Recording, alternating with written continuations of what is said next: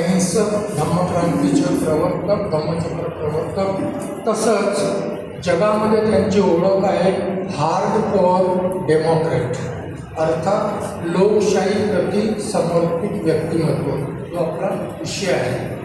त्यांना विनम्र अभिवादन. अध्यक्ष महोदय, आपण सर्वांना विनम्र अभिवादन, साधुवाद, मंगलकामना, सप्रेम जय भीम. 25 डिसेंबर 1927ला महाड सत्याग्रह परिषदेमध्ये अध्यक्षीय भाषणात डॉक्टर आंबेडकर म्हणतात, ही सभा समतेची मुहूर्तमेढ ठेवण्याकरता आयोजित करण्यात आलेली आहे. समता किंवा समानता हा एकटा शब्द येत नाही, त्याबरोबर स्वातंत्र्य येतं, त्याबरोबर बंधुता येते आणि त्याबरोबर न्याय येते. ही मूल्य जेव्हा एकत्र येतात तेव्हा त्याला आपण लोकशाही म्हणतो. ही लोकशाहीची संकल्पना आहे. समानता, स्वतंत्रता, बंधुता आणि न्याय या सिद्धांतांवर आधारित, या तत्वांवर आधारित 1927ला डॉक्टर आंबेडकर अशा लोकशाहीची संकल्पना करतात. पुढे म्हणतात डॉक्टर आंबेडकर, पददलितांचा प्रश्न हा सामाजिक प्रश्न नाही,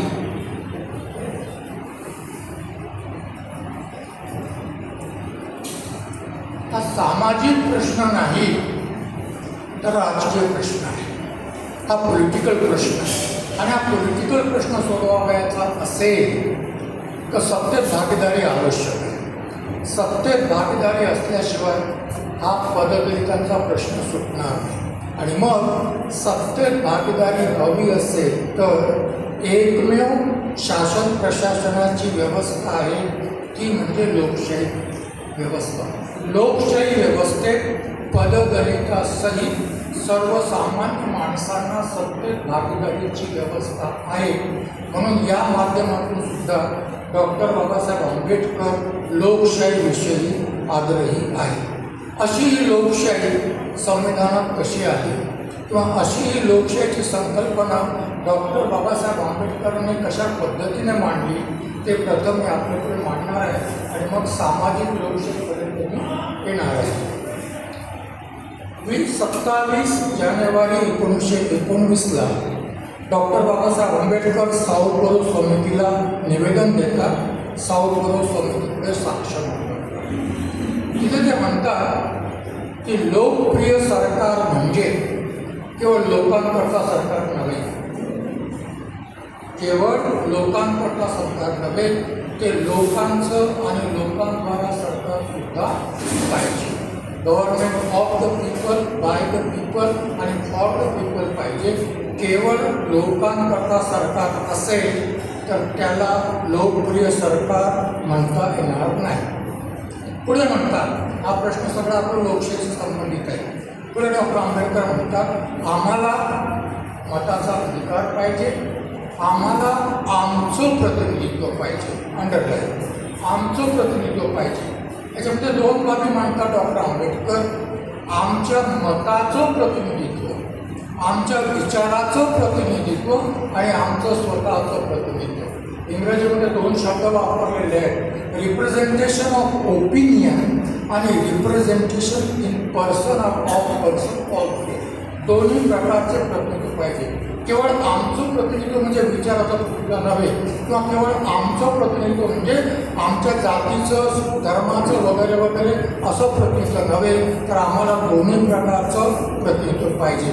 कारण केवळ मताचा अधिकार प्राप्त झाला तर आणि आम्हाला आमचं प्रतिनिधित्व मिळालं नाही तर, वर्तमान परिप्रेक्षामध्ये या सगळ्या गोष्टी तुम्ही समजून घ्या, मिळालं नाही तर जे आमचे प्रतिनिधी होतील, ते आमचे शासक होतील, ते आमचे स्वामी होतील, आम्हाला मताच्या अधिकाराच्या भरोशावर केवळ आमच्या स्वामींना निवडायचं नाही, निर्वाचित करायचं नाही, तर आम्हाला स्वतःला लॉ मेकर व्हायचं आहे. आम्हाला स्वतःला विधानाचा निर्माता व्हायचा आहे, कायद्याचा निर्माता व्हायचा आहे.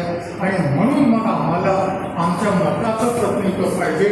त्याचवेळी आम्हाला आमचं मतदारांचं प्रतिनिधित्व पाहिजे. आणि मग याकरता पददलितांकरता जर अशा प्रकारचं प्रतिनिधित्व हवं असेल तर सांप्रदायिक मतदारसंघ पाहिजे आणि पर्याप्त प्रतिनिधित्वाची व्यवस्था केली पाहिजे अशी मागणी डॉक्टर आंबेडकर साऊथ बोरो समितीपुढे करतात.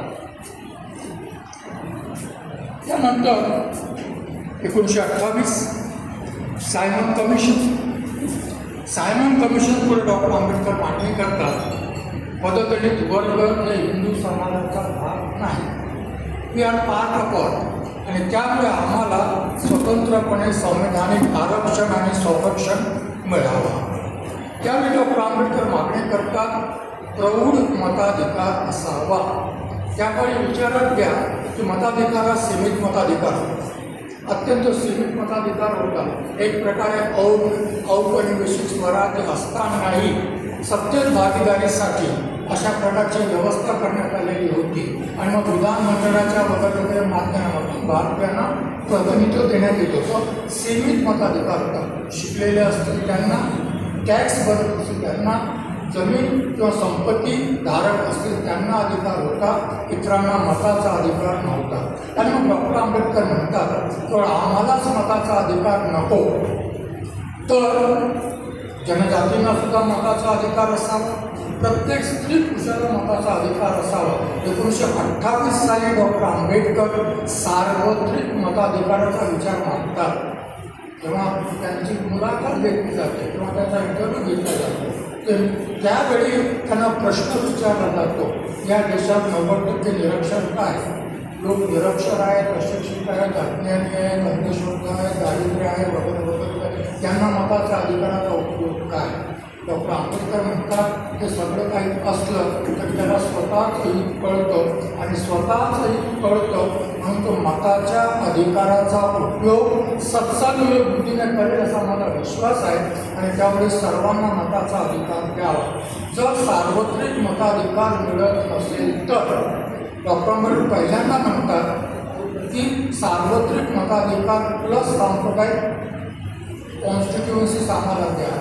जर देत नसाल तर आम्हाला स्वतंत्र मतदारसंघ पाहिजे असं पहिल्यांदा 1928ला सायमन कमिशन पुढे डॉक्टर आंबेडकर म्हणतात. राऊंड टेबल कॉन्फरन्स आपल्या सगळ्यांना माहीत आहे, त्याच्या विस्तारामध्ये जाणार नाही. फक्त त्या ठिकाणी एक महत्त्वाचा उल्लेख, पहिलं भाषण त्यांचं होतं 20 नोव्हेंबर 1930 पहिलं भाषण हे राऊंड टेबल कॉन्फरन्स. प्रधानमंत्री अध्यक्ष म्हणून परिषदेचे बसलेले आहेत. डॉक्टर आंबेडकर भाषण देतात आणि प्रधानमंत्र्यांना म्हणतात की तुम्ही इथून निघून जा, तुमची या देशामध्ये गरज नाही, कारण 150 वर्षापासून तुम्ही राज्य करता आहात. आमच्या सामाजिक स्थितीमध्ये परिवर्तन व्हावं याकरता तुम्ही काहीही केलेलं नाही, पुढे करणार नाही हे आम्हाला माहिती आहे. कारण इथे जी सत्ता तुम्ही स्थापन केलेली आहे त्या सत्तेमध्ये तुमचे निहित स्वार्थ प्रस्थापित झालेले आहेत. तुम्ही कधीही सर्वांना दुखवणार नाही, त्यामुळे तुमची इथे गरज आहे. जाताना या देशात government of the people, by the people, for the people अशी व्यवस्था अस्तित्वात असून तुम्ही जावं. कशाकरता मागणी करता की या मागणीचा अर्थ काय? सिंपल अर्थ आहे डॉक्टर आंबेडकरांच्या दृष्टिकोनातून. एक तर भारताला स्वातंत्र्य द्या, स्वतंत्र भारतात लोकशाही द्या, लोकशाही पददलितांची सत्तेत भागीदारी सुनिश्चित करा. अशा प्रकारची व्यवस्था झाली तर पददलित आपले प्रश्न सहजपणे सोडवू शकतील. आर्ग्युमेंट करतात डॉक्टर आंबेडकर, पददलित स्वतंत्र अस्तित्व आहे हे सभेला मान्य करायला भाग पाडतात. पॉलिटिकल मेजॉरिटी म्हणून त्यांना पॉलिटिकल मायनॉरिटी म्हणून त्यांना मायनॉरिटी समाज संवैधानिक आरक्षण आणि संरक्षणाची मागणी करतात आणि पहिल्या कॉन्फरन्समध्ये ते स्वतंत्र मतदारसंघ मिळावे अशा प्रकारचं वातावरण निर्माण करतात. दुसऱ्या राऊंड टेबल कॉन्फरन्समध्ये गांधीजी येतात, प्रतिनिधी काँग्रेसचे.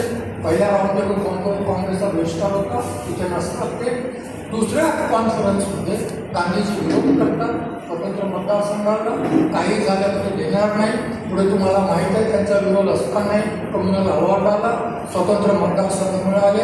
गांधींनी विरोध केला, आमरण उपोषण केलं, स्वतंत्र मतदारसंघाचं रूपांतर संयुक्त मतदारसंघाने राखीव जागांमध्ये झालं. संविधानात तीच व्यवस्था आली. नंतर काळाच्या बाब आज जी व्यवस्था आहे, राखीव मतदारसंघाची व्यवस्था आहे, राखीव जागाची व्यवस्था आहे, अशा प्रकारे तिथून ती लोकशाहीची संकल्पना बाबासाहेबांनी मांडली. ती अशा पद्धतीने विकसित होत गेली. 18-19-20 जुलै 1942 हे वर्ष पददलितांच्या मुक्तीच्या दृष्टिकोनातून, डॉक्टर बाबासाहेब आंबेडकरांच्या संपूर्ण आंदोलनाच्या दृष्टिकोनातून, लोकशाहीच्या दृष्टिकोनातून अत्यंत महत्त्वाचं आहे. आणि म्हणून डॉक्टर आंबेडकरांना हार्डकोर डेमोक्रॅट अशी ओळख डॉक्टर आंबेडकरांची आहे. द्वितीय महायुद्ध सुरू होतं. ब्रिटन द्वितीय महायुद्धात पार्टी होती. गांधींनी आज 9 ऑगस्ट आहे, 9 ऑगस्ट 1943ला गांधींनी क्विट इंडिया मूवमेंट आरंभ केलेली होती. ब्रिटिशांच्या युद्ध प्रयत्नांना सहाय्य करणार नाही अशी गांधींची घोषणा होती. आंबेडकरांनी घोषणा केली, आपल्या लोकांना आदेश दिला की ब्रिटिशांच्या युद्ध प्रयत्नांना सहाय्य करण्याची गरज आहे, कारण लोकशाही. काय म्हणतात डॉक्टर आंबेडकर? डॉक्टर आंबेडकर म्हणतात की युद्ध ब्रिटन, फ्रान्स, अमेरिका आणि रशिया विरुद्ध जर्मनी, जपान आणि इटली असं हे युद्ध नाही, तर 2 सिद्धांतांमधलं, 2 फिलॉसॉफीमधलं युद्ध आहे. एकीकडे डेमोक्रेसी आहे, तर दुसरीकडे डिक्टेटरशिप आहे. त्यावेळेच्या त्या डिक्टेटरशिपला आपण नाझिझम म्हणूया किंवा फॅसिझम म्हणूया. जर फॅसिझम किंवा नाझिझम जर युद्धात जिंकलं तर जगातून लोकशाही नाहीशी होईल. हे लोकशाहीचे विरोधी आहे. जगातून लोकशाही नाहीशी होईल आणि जगातून लोकशाही नाहीशी झाली तर भारतात कधीही लोकशाही येणार नाही, आपल्याला कधीच भवितव्य असणार नाही. भारतात लोकशाही यायची असेल तर ब्रिटिश जिंकले पाहिजे, ब्रिटिशांच्या युद्ध प्रयत्नांना आपण सहाय्य केलं पाहिजे. स्वातंत्र्य मिळणार आहे. गांधींचा सत्याग्रह मूर्खपणाचा आहे. द्वितीय महायुद्ध संपल्यानंतर स्वातंत्र्य मिळणार आहे डॉक्टर आंबेडकर सांगतात. 42ला सांगतात, 45ला युद्ध समाप्त होतं, 46ला स्वातंत्र्याची घोषणा होते, 47ला स्वातंत्र्य मिळतं. आणि मग स्वतंत्र भारतात लोकशाही यावी याकरता 1942 साली ही सगळा अशा पद्धतीने डॉक्टर आंबेडकर मांडणी करतात. 1946चं डॉक्युमेंटेशन आहे डॉक्टर आंबेडकरांचं. स्टेट्स अँड मायनॉरिटीज, तुम्ही सगळे त्या डॉक्युमेंटशी परिचित आहात. लोकशाहीच्या दृष्टिकोनातून अत्यंत महत्त्वाचं डॉक्युमेंट आहे. त्या डॉक्युमेंटचं बेसिक आहे स्टेट्स अँड मायनॉरिटीज. त्याला आपण म्हणतो स्टेट सोशलिझम. स्टेट सोशलिझम हा त्याचा आधार आहे. मी त्याच्या विस्तारात जाणार नाही. डॉक्टर आंबेडकर म्हणतात सांसदीय लोकशाही नष्ट न करता या देशामध्ये 46 या देशामध्ये स्टेट सोशलिझम राज्य समाजवादाची प्रस्तावना करावयाची आहे. त्याचा अर्थ असा होतो की डॉक्टर आंबेडकरांना स्टेट सोशलिझम पाहिजेच, परंतु प्लस संसदीय लोकशाही पाहिजे. आणि मग पुढे डॉक्टर आंबेडकर असं म्हणतात की डिक्टेटरशिप वगळून कारण त्यावेळेची जर परिस्थिती पाहिली तर ज्या ज्या देशामध्ये सोशलिझम आहे त्या त्या देशामध्ये डिक्टेटरशिप होती. तिथं लोकशाही नव्हती. जिथे सोशलिझम आला तिथे लोकशाही नव्हती. आणि त्यामुळे मग डॉक्टर आंबेडकर 46ला म्हणतात की आम्हाला राज्य समाजवाद पाहिजे, परंतु असा राज्य समाजवाद पाहिजे की जो संसदीय बहुमतावर आधारित असणार नाही. संसदेमध्ये बहुमत आलं त्यांना म्हटलं की आम्ही राज्य समाजवाद नाकारतो तर, आणि म्हणून मग राज्य समाजवादाची तरतूद संविधानातच असावी जेणेकरून संसदीय बहुमताला तो राज्य समाजवाद नाकारता येणार नाही, पण तरीही लोकशाही जिवंत राहील, तरी संविधान जिवंत राहील आणि तरी समाजवादही अस्तित्वात येईल. अशा प्रकारची समाजवाद आणि लोकशाहीची सांगड घालू इच्छिता एक नवीन फिलॉसॉफी होती. आता रिसेंटली रिसेंटली जगात काही अर्थशास्त्रज्ञ, काही तत्त्वज्ञ याचा विचार करत आहेत. 2023ला थॉमस पिकेटी नावाचा इकॉनॉमिस्ट आहे फ्रान्सचा, त्याने पुस्तक लिहिलं. त्या ठिकाणी या स्टेट सोशलिझमचा उल्लेख त्यांनी वेगळ्या प्रकारे केलेला आहे. काल परवा 2024ला जोसेफ स्टेलिग्सचं एक पुस्तक आलेलं आहे. त्या पुस्तकामध्ये सोशल डेमोक्रेसीचा उल्लेख आहे आणि अशा प्रकारच्या समाजामध्ये ज्याचा उल्लेख डॉक्टर बाबासाहेब आंबेडकरांनी 1946 साली केला होता. ते म्हणतात राज्य समाजवादाची स्थापना करायची आहे, सांसदीय लोकशाही कायम ठेवायची आहे आणि हुकुमशाही वगळावयाची आहे. अशा प्रकारची शासन व्यवस्था या देशामध्ये अस्तित्वात यावयाची आहे असं 46ला डॉक्टर आंबेडकर म्हणतात. या परिप्रेक्षात आपण संविधानाचा विचार करूया. संविधान 26 जानेवारी 1950 समजून घ्या या गोष्टी, कारण या गोष्टी लोकांपर्यंत पोहोचाव्यात असं मला वाटतं. आपल्या आयडेंटिटीज क्लिअर व्हाव्यात म्हणून 26 जानेवारी 1950 पूर्वी प्राचीन भारतापासून तर संविधान म्हणतं, बाबासाहेबांनी नेहमी संविधान म्हणतं. 26 जानेवारी 1950 पूर्वी या देशात लोक नव्हते. या देशात लोक नव्हते. 2 शब्द आहेत इंग्रजीमध्ये, सब्जेक्ट अँड पीपल. सब्जेक्ट होते, पीपल नव्हते, प्रजा होती. 26 जानेवारी 1950 पर्यंत या देशात प्रजा होती. Ruled by somebody else. तो स्वकीय असावा किंवा परकीय असावा. मुसलमान आले, त्यांनी शासन केलं तरी आम्ही प्रजा होतो. ब्रिटिश आले, त्यांनी शासन केलं तरी आम्ही प्रजा होतो. त्याच्या पूर्वीही आम्ही प्रजा होतो. त्यावेळी कदाचित आमचे शासक आमच्यावर शासन करत होते. संबंध होते शासक आणि शासित, शासक आणि प्रजा अशा प्रकारचे संबंध होते. 26 जानेवारी 1950ला भारताच्या संविधानात 3 शब्द आहेत. आम्ही भारताचे लोक आणि याला भारत राष्ट्र असं म्हणतात. हे 3 शब्द भारत राष्ट्राची संकल्पना मांडतात. वेळ नाही, कधीतरी त्याच्यावर आपण विचार करू की या 3 शब्दात भारत. एक बाबासाहेब संविधान सभेमध्ये म्हणतात, हे ऐकून घ्या. संविधान सभेत शेवटच्या भाषणात हा देश कधीच राष्ट्र नव्हता. काय म्हणतात बाबासाहेब? हा देश कधीच राष्ट्र नव्हता. 26 जानेवारी 1950ला संविधानाने भारत नावाचं राष्ट्र अस्तित्वात आलं. त्याच वेळी भारत राष्ट्र घडण्याची आणि घडवण्याची प्रक्रिया आरंभ झालेली आहे. त्यापूर्वी हा देश कधीही राष्ट्र नव्हता.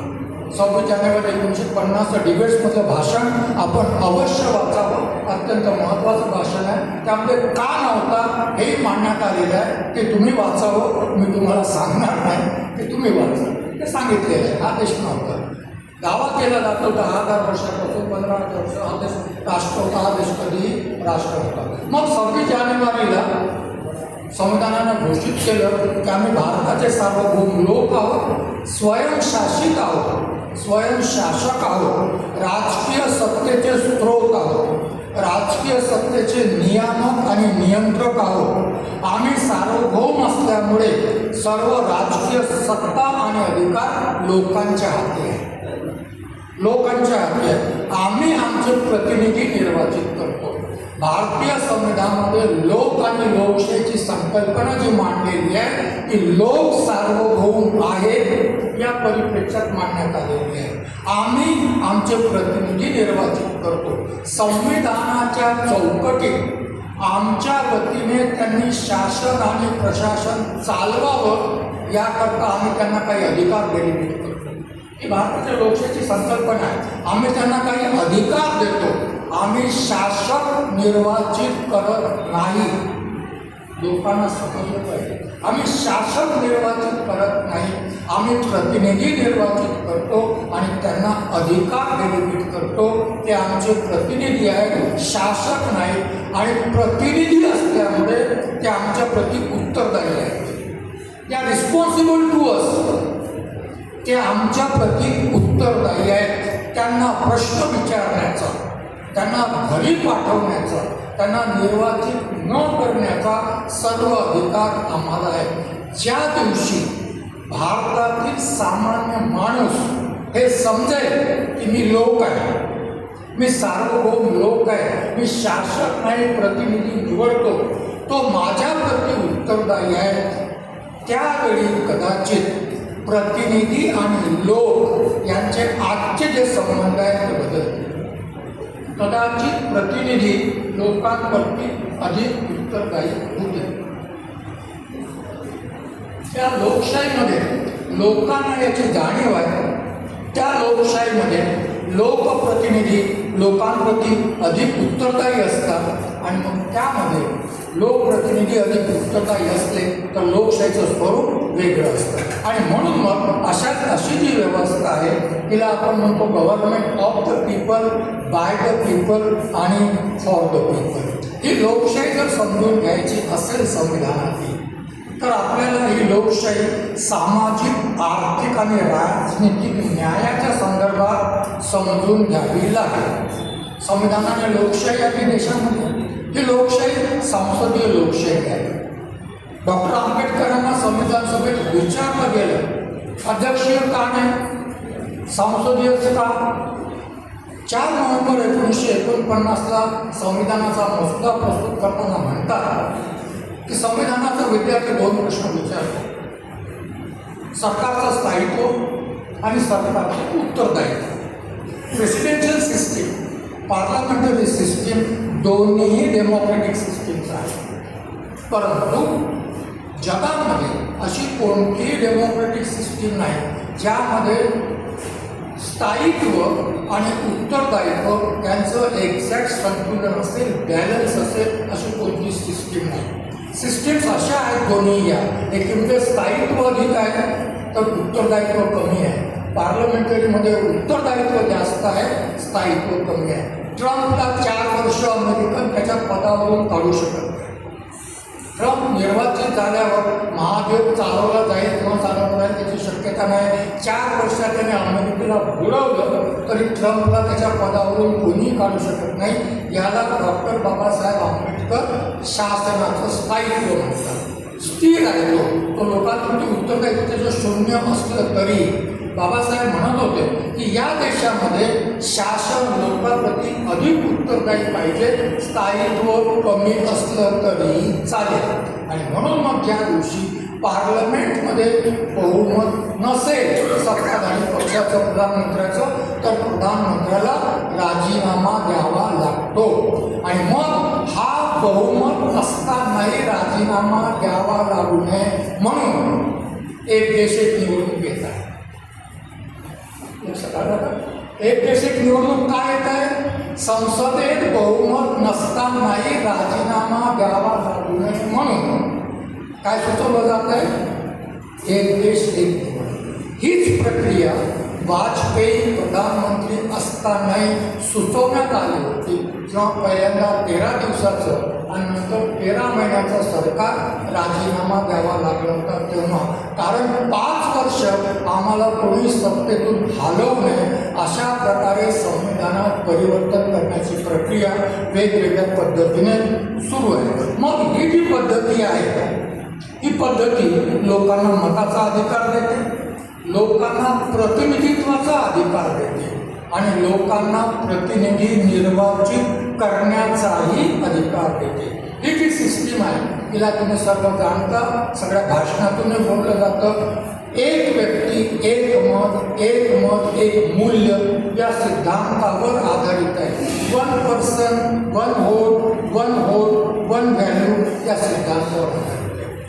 ही लोकशाही जी आहे ही लोकशाही मताचा अधिकार, प्रतिनिधित्व अधिकाराचे मूलभूत हक्कसुद्धा आपल्याला देते. या लोकशाहीने मूलभूत हक्कसुद्धा दिलेले आहेत. परंतु डॉक्टर बाबासाहेब आंबेडकर या लोकशाहीला केवळ पॉलिटिकल डेमोक्रेसी म्हणतात. व्याख्या या लोकशाहीची government of the people, by the people, for the people. ही लोकशाही शासनाची प्रणाली म्हणून अस्तित्वात आलेली आहे. डॉक्टर आंबेडकर हिला अपूर्ण लोकशाही म्हणतात, राजकीय लोकशाही म्हणतात, राजकीय न्याय म्हणतात, कारण सत्तेत भागीदारी आहे. राजकीय न्याय म्हणतात पण तरीही अपूर्ण लोकशाही जी पॉलिटिकल इक्वॅलिटी देते. काय काय देते ही लोकशाही? पॉलिटिकल इक्वॅलिटी, एक मत एक मूल्य ही पॉलिटिकल इक्वेलिटी झाली, सत्तेत भागीदारी देते, मूलभूत हक्क देते, हिला डॉक्टर आंबेडकर अपूर्ण लोकशाही पॉलिटिकल डेमोक्रेसी म्हणतात. कारण ही लोकशाही प्रतिष्ठित आजीविकेचा मूलभूत हक्क देत नाही. ही लोकशाही प्रत्येक व्यक्तीला प्रतिष्ठित आजीविकेचा मूलभूत हक्क देत नाही. आणि म्हणून डॉक्टर आंबेडकर संविधान सभेत आणि संविधान सभेच्या बाहेर म्हणतात, जोपर्यंत ही पॉलिटिकल डेमोक्रेसी इकॉनॉमिक डेमोक्रेसीत परिवर्तित होणार नाही, जोपर्यंत ही डेमोक्रेसी आर्थिक न्यायामध्ये परिवर्तित होणार नाही, तोपर्यंत ही डेमोक्रेसी अपूर्ण डेमोक्रेसी राहील.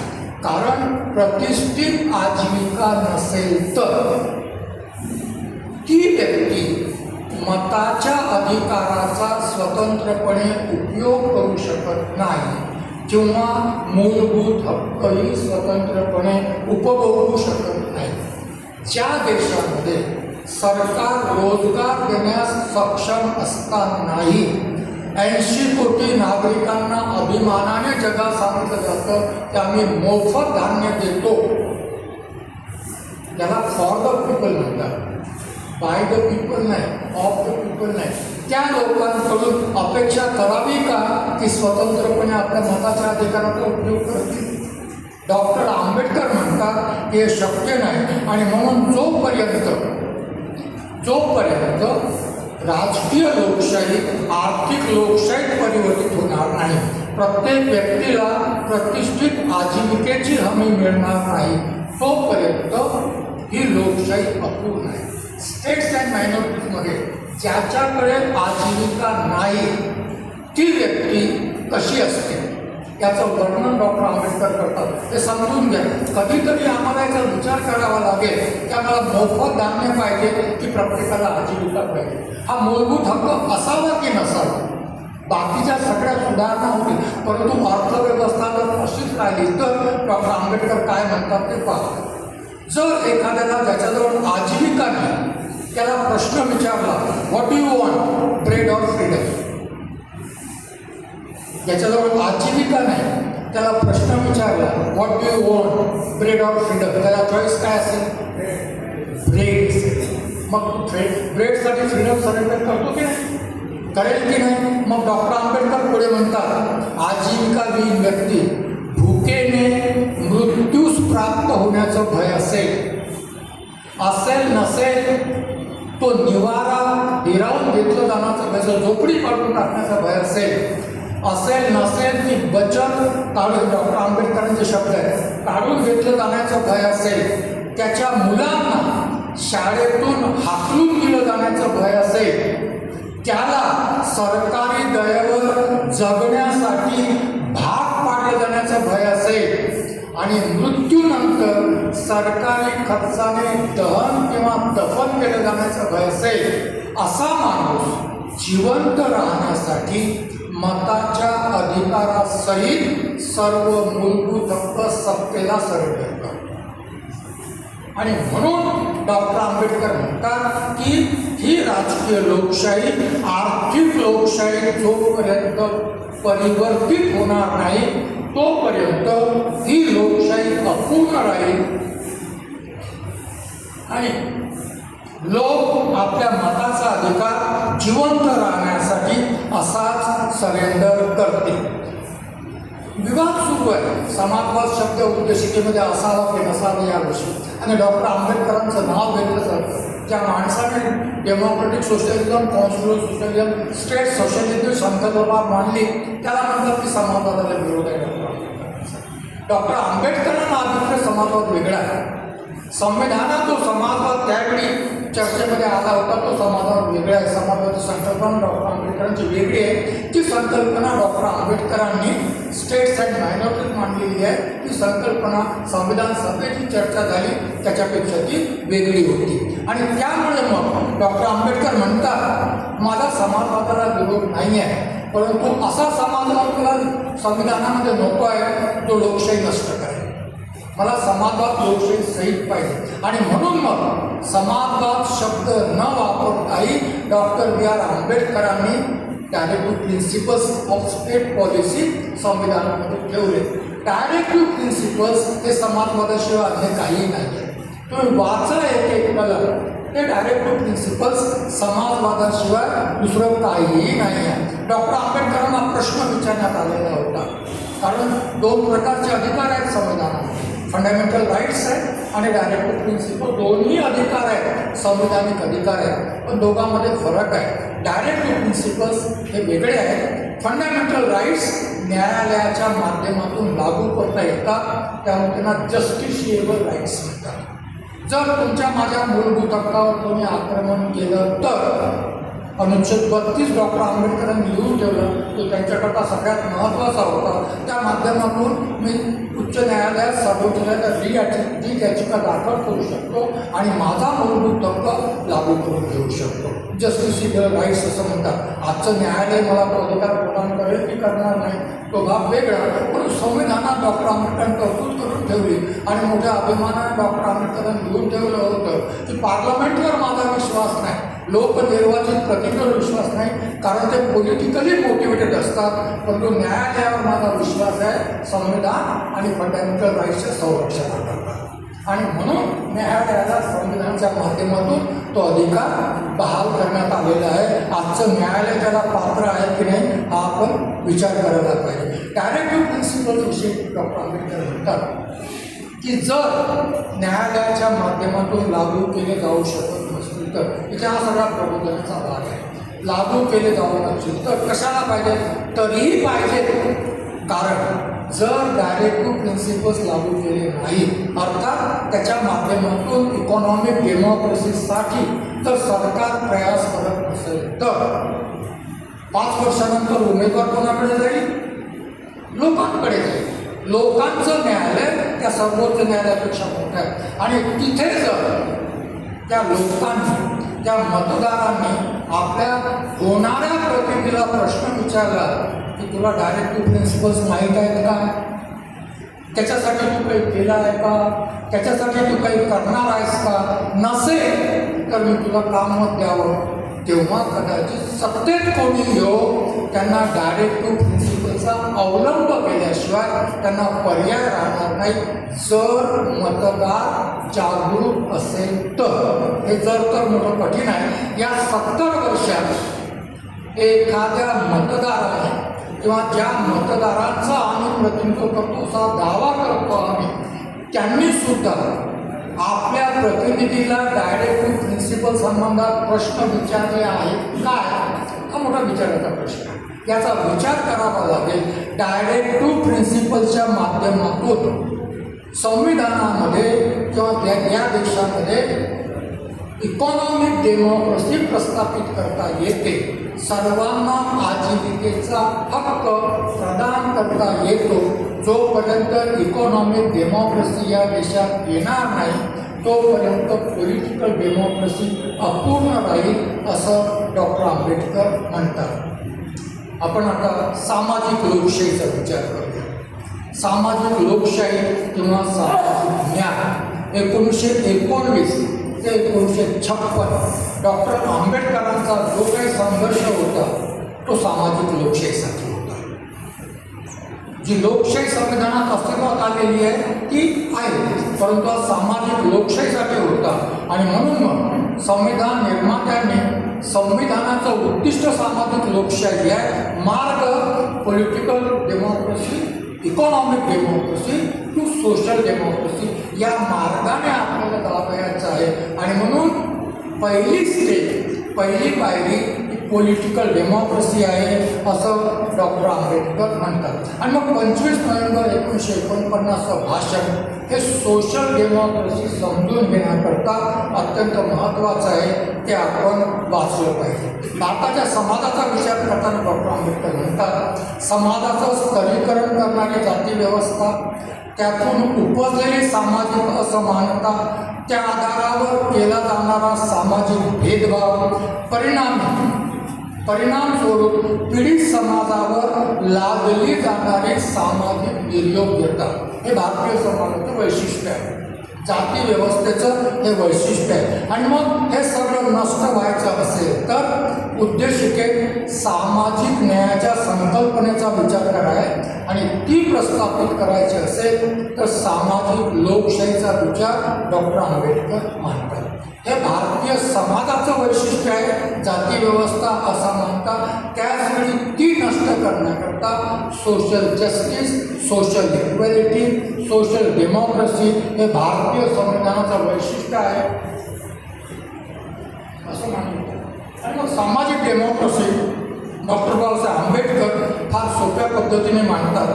ते म्हणतात समानता, स्वतंत्रता, बंधुता ही जी 3 तत्व आहे, ही जी 3 मूल्य आहे, ही जीवनाची मूल्य झाली पाहिजे. ही फक्त पॉलिटिक्समध्ये नको, पॉलिटिकल इक्वॅलिटी नको, ही जीवनाची मूल्य झाली पाहिजे. म्हणजे प्रत्येकाने जो भारतीय आहे, कोण आहे? प्रत्येकाने जो भारतीय आहे, संविधानाला मानणारा भारतीय आहे, संविधानाला अभिप्रेत भारतीय आहे, त्या प्रत्येक भारतीयाने समानता, स्वतंत्रता आणि बंधुता ही जीवनाची तत्व, रोजच्या जीवन जगण्याची तत्व म्हणून स्वीकारायला पाहिजे.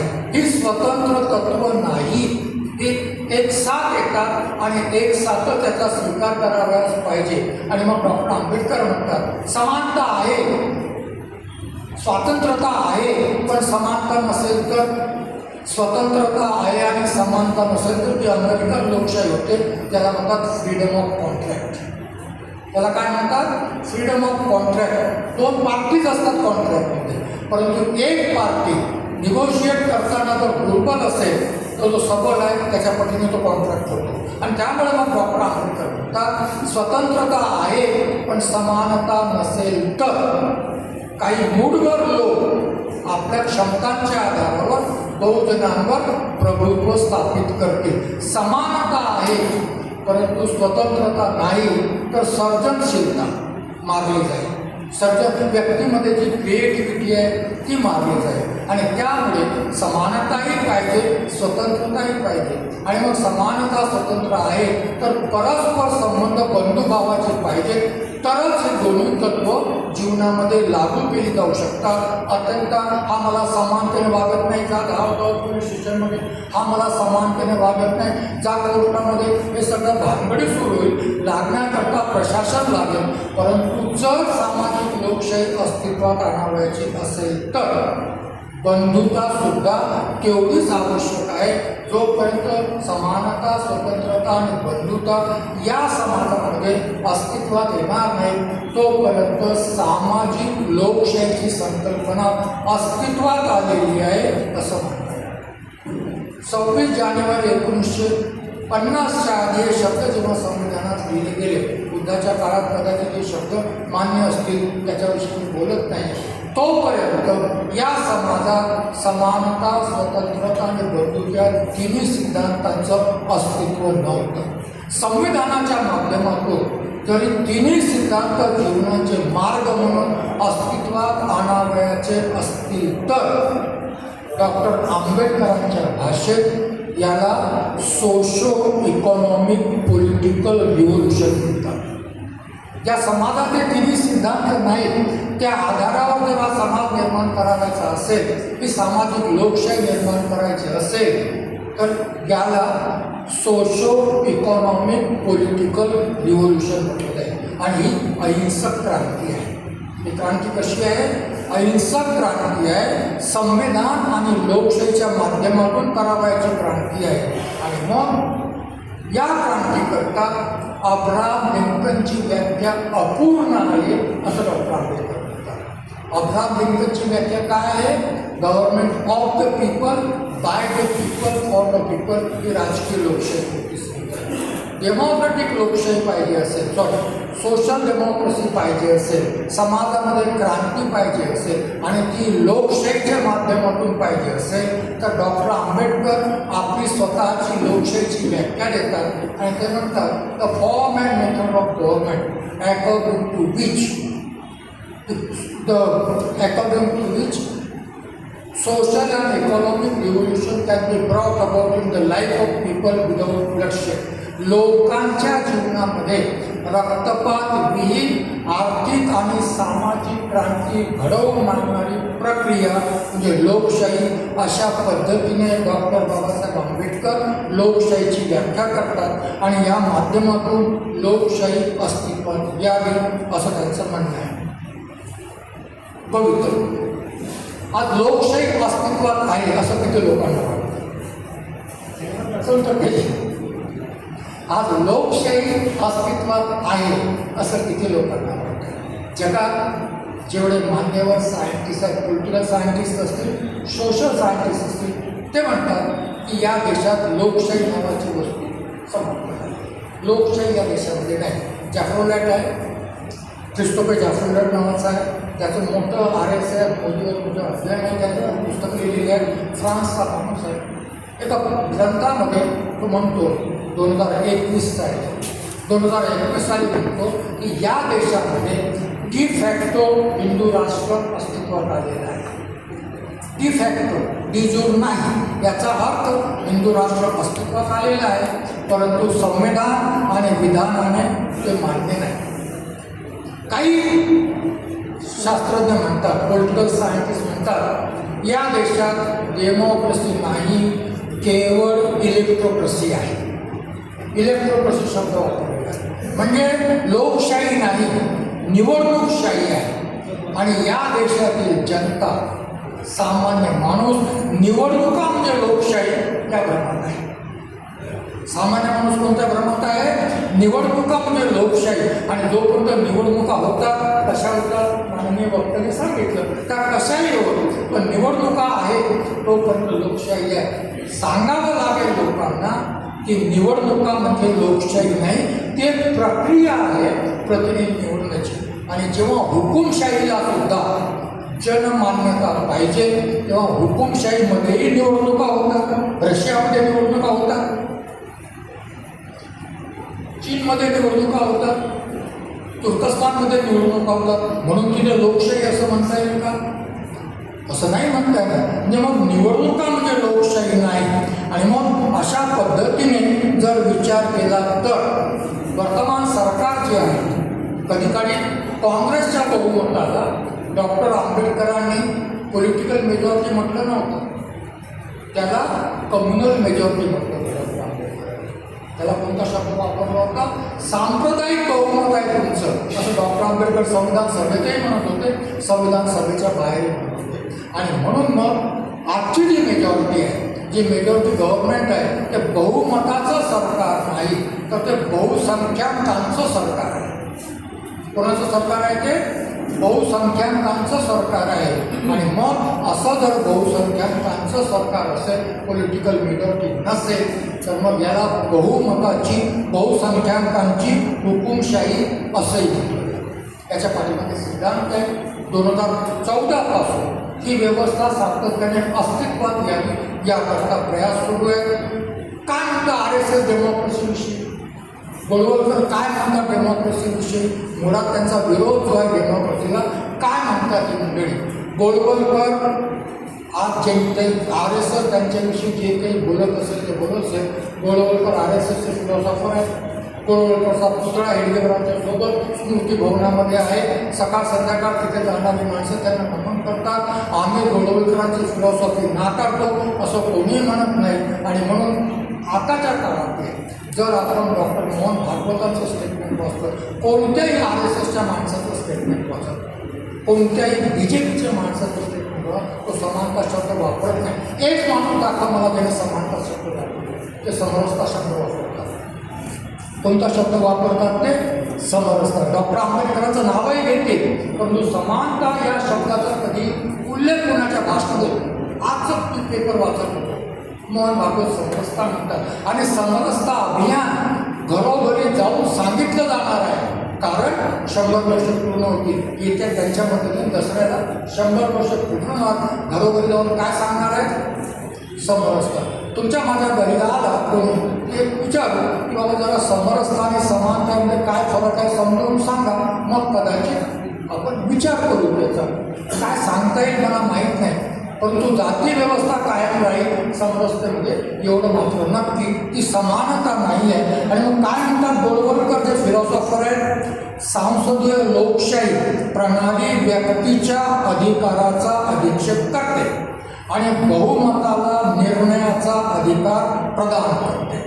याचा अर्थ बुद्धिवंतांच्या प्रज्ञावंतांच्या स्थानी या व्यवस्थेत सामान्य मतदाराला काय म्हणतं, अनाम आणि बिनडोकाच्या माणसाच्या स्वाधीन निर्णयाचे अधिकार असतात. लोकशाहीमध्ये काय म्हटलेलं आहे त्यांनी, अनाम आणि बिनडोक्यांच्या माणसाच्या बहुमताच्या अधीन निर्णयाचे अधिकार सोपवणारी व्यवस्था म्हणजे लोकशाही. डॉक्टर आंबेडकर काय म्हणतात, माणूस अशिक्षित असेल, निर्बुद्ध नाही, सतसत विवेक बुद्धी आहे, म्हणून त्याला मताचा अधिकार देण्यासाठी केवळ राऊंड टेबल कॉन्फरन्समध्ये नाही, डॉक्टर आंबेडकर संविधान सभेतही मांडले, जेव्हा की सार्वत्रिक प्रौढ मताधिकाराला पंडित कुंजरूसारख्या माणसाचा, हृदयनाथ कुंजरूसारख्या माणसांचा विरोध असतानाही डॉक्टर आंबेडकर संविधान सभेत मांडले, सार्वत्रिक मताचा अधिकार दिला. RSS काय म्हणतं, बिनडोक्याच्या माणसांना जर निर्णयाचा अधिकार दिला जात असेल तर ही व्यवस्था बुद्धिवंतांच्या प्रज्ञावंतांच्या निर्णय क्षमतेचा प्रतिभेचा अनादर करते. आणि मग बुद्धिवंत आणि प्रज्ञावंत कोण या समाजामध्ये त्यांच्या दृष्टीने तुम्ही आम्ही नाही. बुद्धिवंत आणि प्रज्ञावंत कोण तर केवळ ब्राह्मण असा त्याचा अर्थ होतो. वास्तविक बुद्धिवंतांनीच आणि प्रज्ञावंतांनीच निर्णय घ्यावे आणि त्यांचेच निर्णय योग्य असतात असा निसर्ग नियम आहे. पुढे म्हणतात, संसदीय लोकशाही सामान्य जनांना प्राधान्य दिले जाते म्हणून या तत्वांच्या आग्रहामुळे आपलं आंदोलन हे सामाजिक लोकशाही, आपलं आंदोलन हे संसदीय लोकशाही विरोधीच असलं पाहिजे. आणि आपणास जर संसदीय लोकशाहीच्या प्रक्रियेत सहभागी व्हावंच लागलं तर तो सहभाग ही प्रणाली आतून नष्ट करण्याकरताच असेल असं निश्चित. दुसऱ्या शब्दात ही व्यवस्था श्रेष्ठ वंशाच्या अधःपतनाला कारण ठरली असल्याने ही व्यवस्था नष्ट करणे हे आपलं कर्तव्य आहे असं गोळवलकर म्हणतात. सावरकर 1940 साली म्हणतात, मी लोकशाहीचा विरोध करतो पण तरी लोकशाहीचं समर्थन करतो. मी लोकशाहीचा विरोध करतो पण तरी लोकशाहीचं समर्थन करतो, कारण लोकशाही एक व्यक्ती एक मत एक मूल्य सिद्धांतावर आधारित आहे. आणि जर असं असेल तर आम्ही हिंदू मताचं ध्रुवीकरण करू शकलो तर आम्ही सत्तेत येतो आणि सत्तेत कायम राहू. आणि त्यामुळे 1952 जनसंघ अस्तित्वात आल्यापासून हिंदू मताच्या ध्रुवीकरणाची प्रक्रिया सुरू झाली. 2002 मध्ये ही प्रक्रिया गुजरातमध्ये सफल झाली. गुजरात कांड घडवण्यात आलं, त्या आधारावर हिंदू मताचं ध्रुवीकरण झालं. आजही गुजरातमध्ये हिंदू बहुसंख्याकांची सत्ता आहे. तेव्हापासून 2003 पासून आजही गुजरात. 2014ला हा प्रयोग केंद्रस्थानी केला गेला आणि आजही 3 लोकसभा निवडणुका झाल्यात. हिंदूंच्या बहुसंख्याकांच्या मताचं सरकार केंद्रामध्ये आलेलं आहे. 1940 सावरकरांनी सांगितलं की याच व्यवस्थेमध्ये हिंदू मताचं ध्रुवीकरण करून आपण सत्तेत येऊ शकतो. आणि सत्तेत येण्याचा उद्देश संविधानाचं रक्षण नाही, सत्तेत येण्याचा उद्देश लोकशाहीचं रक्षण नाही, सत्तेत येण्याचा उद्देश हिंदू राष्ट्राची स्थापना हा. सावरकरांनी 1953ला हिंदू राष्ट्राचा सिद्धांत मांडला. हिंदूंची व्याख्या केली त्यांनी, प्लीज लिसन. हिंदूंची व्याख्या केली, ज्याची पुण्यभू आणि पितृभू हा देश आहे तो. 3 शब्द, पुण्यभू आणि पितृभू हा देश आहे तो. पितृभू म्हणजे काय, ज्यांच्या काही पिढ्या या देशात जन्माला आल्या, या देशात मृत्यू पावल्या, त्यांची पितृभू हा देश आहे असं ते मान्य करतात. पुण्यभूमी म्हणजे काय? ज्यांची श्रद्धास्थानं या देशात आहेत ते, ज्यांची श्रद्धास्थानं याच देशात उदयाला आलेली आहे ते सर्व हिंदू. याचा अर्थ सावरकरांच्या व्याख्येनुसार हिंदू, शीख, जैन, बौद्ध हे सर्व हिंदू आहेत. सावरकरांच्या व्याख्येनुसार हे सर्व हिंदू आहेत. कदाचित तुम्ही वाचलं नसेल तर अवश्य वाचावं. खैर मुळेचा डॉक्टर बाबासाहेब आंबेडकरांचे चरित्र खंडाचा 12वा खंड वाचा, धर्मांतरानंतरचा. त्या खंडात सावरकरांचा लेख छापलेला आहे, केसरीमध्ये आलेला आहे. त्या लेखामध्ये सावरकर म्हणतात डॉक्टर आंबेडकरांनी धर्मांतर केलंच. हे पंथांतर आहे, हे पूर्ण छापलेलं आहे त्याच्यामध्ये. अशा पद्धतीने या हिंदूंची व्याख्या केली जाते. आणि ज्यांची श्रद्धास्थानं इथे नाही ते अर्थात मुसलमान, ख्रिश्चन हे शत्रू आहेत.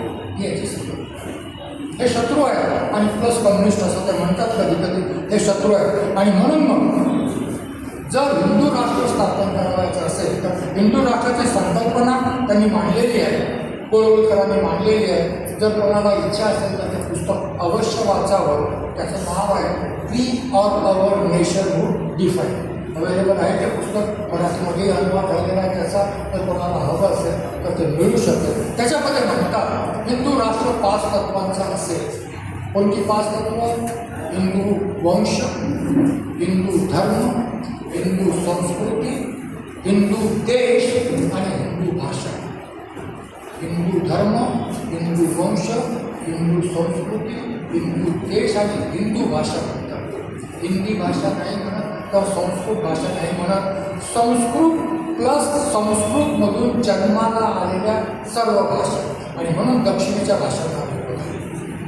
म्हणून दक्षिणेच्या भाषांना विरोध आहे, कारण दक्षिणेच्या भाषा या संस्कृतमधून जन्माला आलेल्या नाही आणि म्हणून तो विरोध आहे. आणि मग जे या 5 तत्वात बसत नाही, कोणत्याही एका तत्वात बसत नाही, ते राष्ट्राचे शत्रू आहेत असं कोळवळकर म्हणतात. आणि म्हणून मग हिंदू राष्ट्र याचा अर्थ असा की ब्राह्मणी धर्म असेल, ब्राह्मणी संस्कृती असतील, ब्राह्मणी मूल्य असतील, शूद्र अस्पृश्य महिला पुन्हा गुलाम होतील, मुसलमान आणि ख्रिश्चन शत्रू मानले जातील.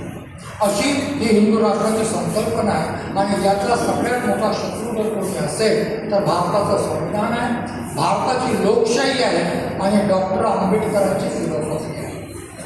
सर्वात मोठा शत्रू जर कोणी असेल. आणि म्हणून पाहिलं तुम्ही सातत्याने व्यक्तीचं गौरवान्वित केलं जातं. व्यक्तीचं गौरवान्वित करून व्यक्तीच्या तत्त्वज्ञान, बाबासाहेबांना गौरवान्वित करून बाबासाहेबांचं तत्त्वज्ञान गाळून टाकण्याचे प्रयास सतत. बाबासाहेब महान होते बोललं जातं, त्यांच्या तत्त्वज्ञानाविषयी बोललं जात नाही, संविधानाच्या सिद्धांताविषयी बोललं जात नाही. डॉक्टर आंबेडकरांनी एक गोष्ट सांगितली 4 नोव्हेंबर 1948च्या भाषणामध्ये. ते असं म्हणतात की संविधान नष्ट करण्यासाठी संविधान नाकारण्याची गरज नाही. संविधान नष्ट करण्यासाठी संविधान नाकारण्याची गरज नाही. डॉक्टर आंबेडकर 4 नोव्हेंबरच्या भाषणामध्ये म्हणतात की प्रशासनाचं फॉर्म ऑफ ॲडमिनिस्ट्रेशन बदलूनही संविधान विकृत करता येते, संविधान नष्ट करता येते, संविधान निष्क्रिय करता येते, संविधान प्रेतवत मृतवत करता येते. संविधानाला हात लावायचा नाही, संविधान बदलेंगे नाही असं म्हणायचं, परंतु त्याचवेळी प्रत्येक गोष्ट संविधानाच्या विरोधी करायची आणि संविधान अशा पद्धतीने विकृत केलं जात आहे. आणि म्हणून सोशल डेमोक्रेसी तर सोडा, पॉलिटिकल डेमोक्रेसी तर सोडा, आमची पॉलिटिकल डेमोक्रेसी जिवंत राहील की नाही अशी स्थिती आहे. What is the remedy? याच्यावर काय उपाय? याच्यावर उपाय लोकशाहीमध्ये आहे. लोक आहे, लोकशाहीमध्ये काय उपाय आहे? लोक आहे, भारताचे लोक आहे. एक सहज सांगतो आहे, उद्देशिका अशी वाचता येईल, वाचावी घरी जाऊन तुम्ही होता. आम्ही भारताचे लोक आमच्या संविधान सभेत आज दिनांक 25 नोव्हेंबर 1949 रोजी याद्वारे हे संविधान अंगीकृत आणि अधिनियमित करून स्वतः प्रत अर्पण करतात. हे कोणी लिहिलेलं आहे? बाबासाहेबांनी लिहिलेलं आहे. याचा काय अर्थ होतो? आम्ही भारताचे लोक आहोत, आम्ही भारताचे लोक या संविधानाचे निर्माता आहोत. काय सांगावं लागेल लोकांना? आम्ही भारताचे लोक आहोत, आम्ही या संविधानाचे निर्माता आहोत. आणि मग संविधानाचे निर्माता आहोत तर संविधानाच्या संरक्षणाची जबाबदारी कोणाची? संविधानाच्या रक्षणाची जबाबदारी कोणाची? संविधानामध्ये जे विजन आहे ते अस्तित्वात आणण्याची जबाबदारी कोणाची? लोकांची आहे. मग याकरता संविधान अंमलात आणलं जाईल, संविधानाला उद्देश भारत घडवला जाईल, असे प्रतिनिधी निवडण्याची जबाबदारी कोणाची? असे प्रतिनिधी निवडण्याची जबाबदारी कोणाची? अंतिमता कोण उत्तर आहे? माझा प्रतिनिधी चुकीचा असेल तर ती माझी चूक आहे.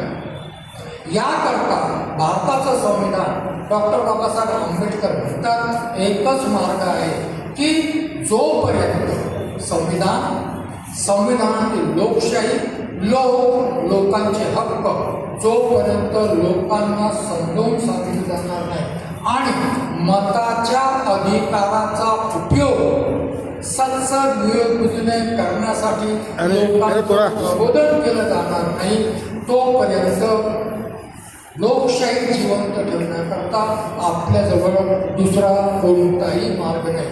कदाचित पुन्हा एकदा आम्हाला डॉक्टर बाबासाहेब आंबेडकरांनी सांगितलेला मंत्र आजच्या परिप्रेक्षामध्ये स्वीकारावा लागेल. Educate and organise. इथे एज्युकेटचा अर्थ मी शिक्षण असा घेत नाही, मी प्रबोधन असा घेतो. तर मी काय म्हणेन? अवेअरनेस किंवा कॉन्शंटायझेशन म्हणेन. कोणाचं? लोकांचं. कोणत्या लोकांचं? भारताच्या लोकांचं. जोपर्यंत भारताचे लोक हे संविधान आमचं आहे, या संविधानाच्या रक्षणाची जबाबदारी आमची आहे असं म्हणत नाही, तोपर्यंत बाबासाहेबांना अभिप्रेत सामाजिक लोकशाहीला या देशात कोणतंही भवितव्य नाही. तुम्ही मला ऐकून घेतलं त्याबद्दल धन्यवाद. आयोजकांनी मला बोलावलं आणि तुमच्याशी संवाद साधण्याची संधी दिली त्याबद्दल मी आयोजकांचा आभारी आहे.